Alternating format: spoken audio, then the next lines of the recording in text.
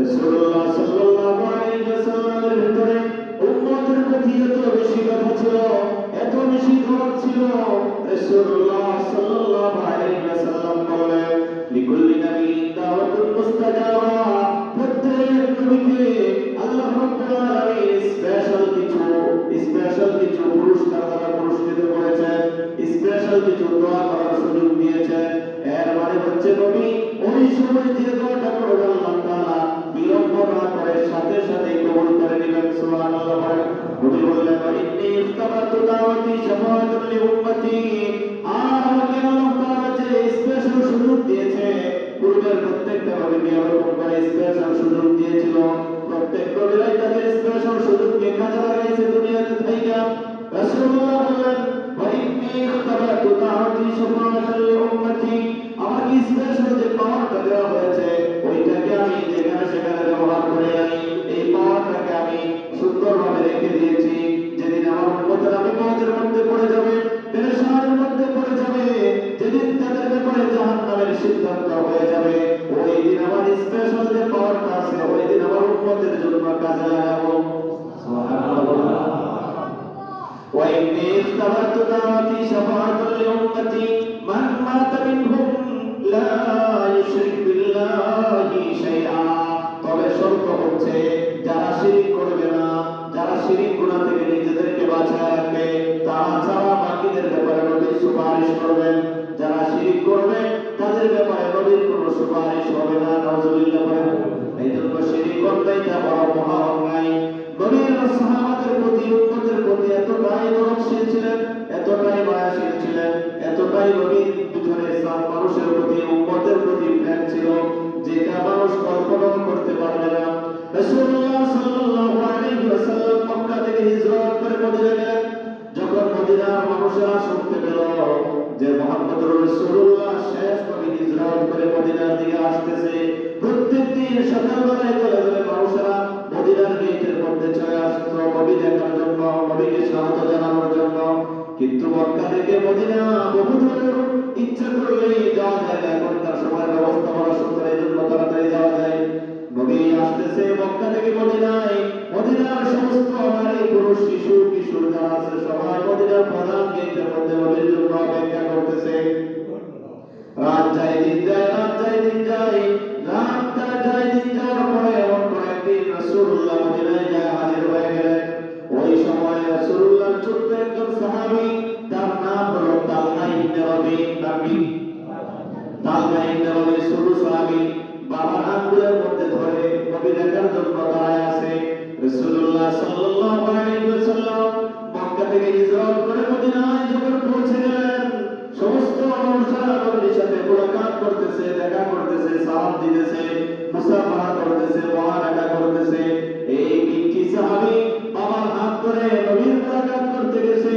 ডাক দিয়ে বললেন, ইয়া রাসূলুল্লাহ, ইয়া হাবিবাল্লাহ, আমি আমার জীবনের চাইতে আপনাকে বেশি মহব্বত করি। সুবহানাল্লাহ। সাহাবী, ছোট্ট সাহাবী, শিশু বাচ্চা মানুষ সবাই রাসূলের সাথে কথা বলছে। মাঝখান দিয়ে ডাক দিয়ে বলে, রাসূলুল্লাহ, আমি আমার জীবনের চাইতে, বাবা মার চাইতে আপনাকে বেশি ভালোবাসি। সুবহানাল্লাহ।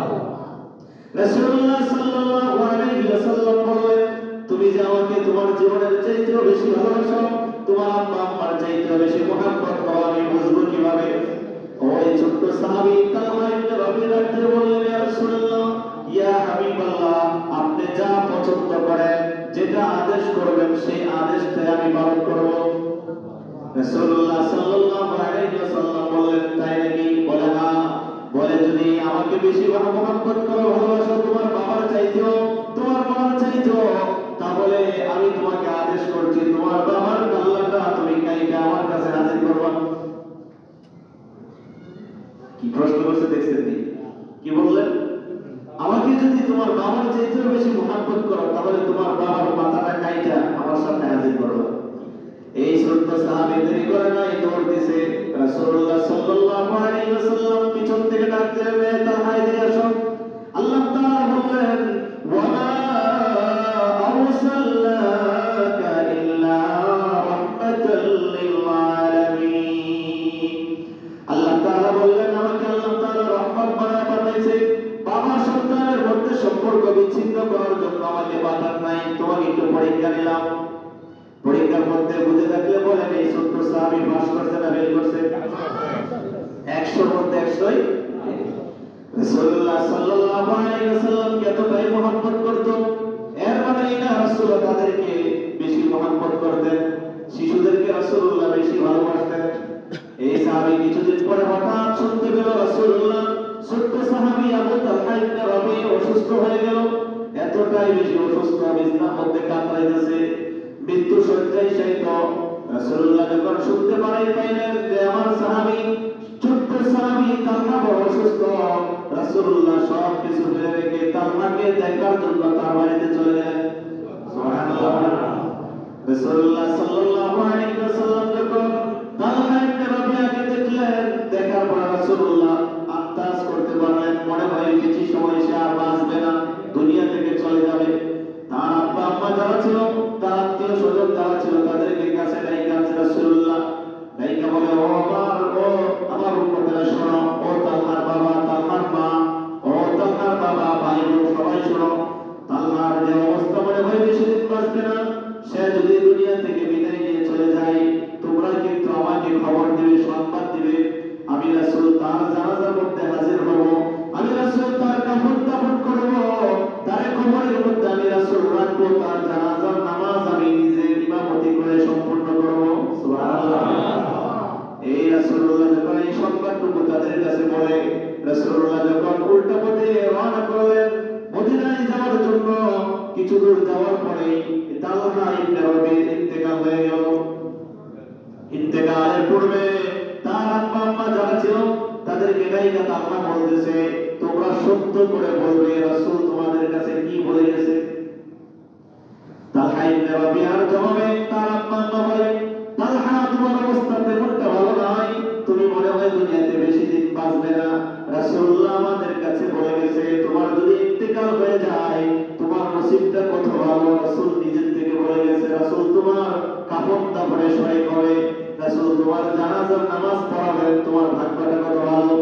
তালহা ইবনে রাবিয়া ডাকতে বলেন, না, আমার যদি রাত্রিবেলা ইন্তেকাল হয় তাহলে রাসূলকে তোমরা সংবাদ দিবে না।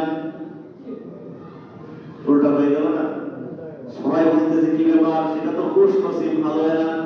শ্রেষ্ঠ মানুষ দুনিয়ার মধ্যে রাসূলের চাইতে শ্রেষ্ঠ মানুষের আগমন হয় নাই, এমন একদম শ্রেষ্ঠ মানুষ তোমার জানাজার নামাজ পড়াবে, তোমার কাফন দাফনের ব্যবস্থা করবে, তার চাইতে বড় খুশ নসিব আর কি হতে পারে? ওই আবু তালহা ডাক দিয়ে বললেন, আমি আমার নবীকে আমার জীবনের চাইতে বেশি মহব্বত করি, ভালোবাসি, তোমাদের চাইতে বেশি মহব্বত করি আমি নবীকে। রাত্রিবেলা যদি আমার ইন্তেকাল হয়ে যায় তোমরা যদি সংবাদ দাও রাসূলের কাছে, রাসূল তো রাত্রিবেলায় চলে আসবে আমার বাড়িতে। আসার পথে ইহুদিদের কিছু সম্প্রদায় রাস্তার মধ্যে পড়ে, তারা তো একমাত্র রাসূলুল্লাহর দুশমন, ইসলামের দুশমন। তারা যদি নবীকে একা ভাইয়া রাসূলের উপরে তারা যদি আঘাত করে, আক্রমণ করে, আমি তালহা কবরে যাওয়ার শান্তি পাবো না। এই জন্য আল্লাহ রাব্বুল আলামিন বললেন, কুল ইন কুনতুম তুহিব্বুনাল্লাহ